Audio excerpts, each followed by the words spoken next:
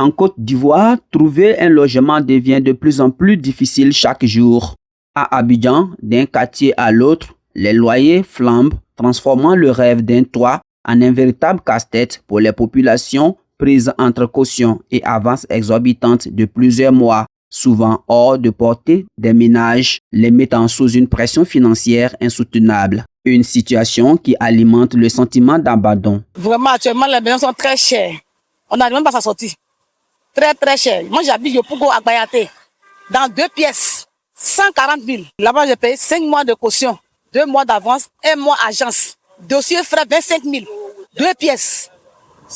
C'est très difficile. On souffre. Actuellement, ici, là, un studio peut coûter 70 000. Il y a des propriétaires là, si tu n'as pas 1 an de caution, tu ne peux pas rentrer dans sa maison. Et puis, les propriétaires de maisons, chaque 2 ans, ils augmentent les loyers. Est-ce que c'est normal? Moi, je trouve que l'État ne prend pas encore notre souffrance. Alors que les autorités affirment le contraire, beaucoup dénoncent leur inaction face à un marché de plus en plus incontrôlable. Vous savez, à ce moment de la vie, là, arrêtons de mater vie, au fait. C'est quelque chose de papier.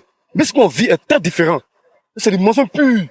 En Côte d'Ivoire, ici, là, les loyers, là, la caution, c'est au moins 7 mois de caution, 7 mois de caution. 7 mois, c'est pas respecté. Sinon, ils disent ça, c'est papier, mais c'est faux. Ils appliquent les lois, on sanctionne tout ce qui vont mettre le loyer, location, en mis 2 mois. Ils ont dit un truc, mais ça persiste. Il n'y a même pas de bon retour. C'est l'État qui nous néglige. Moi, c'est comme ça, voilà la chose. On dit au gouvernement vraiment de revoir les propriétaires des maisons, de revoir les prix, de respecter ce que le gouvernement dit. Là, comme ça, nous aussi, les locataires, ça nous arrange un peu aussi. Sinon, c'est difficile. C'est pas respecté. Actuellement, c'est même pas respecté même. Mais il ne faut pas vous mentir, hein. Nous, on est témoins. Donc, ça agit aussi sur nous, les locataires. Donc, l'État n'a qu'à revoir ce plan-là. Ce côté-là, l'État n'a qu'à revoir.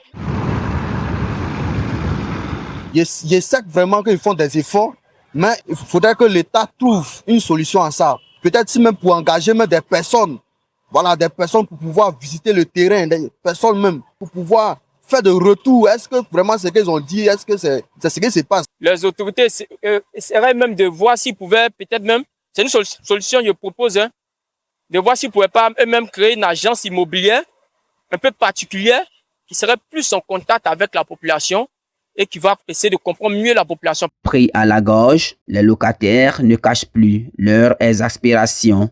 Entre colère, découragement et incertitude, ils lancent un cri de ras-le-bol et appellent à des mesures fortes pour mettre fin à cette spirale qui rend le logement de moins en moins accessible.